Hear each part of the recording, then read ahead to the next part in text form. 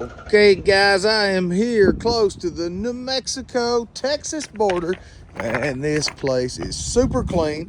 They've got a little over 50 spaces. They're instantly reservable, or you can park then pay. And this place has wonderful food, and it is sparkling clean, guys. Nice facility. If you're looking for a very nice truck stop, you've got it. They've got an awesome restaurant attached to this place. They've got a grab and go Papa Primo sour pizza. We've got the fuel aisle out here.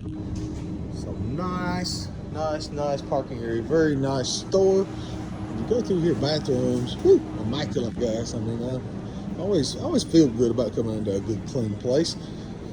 Look here, get you some cigars. Got an ATM here.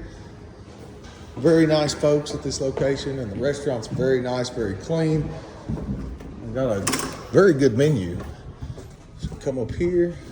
You got plenty of seating, guys, a good lounge area. I'll come get you something to eat at this joint.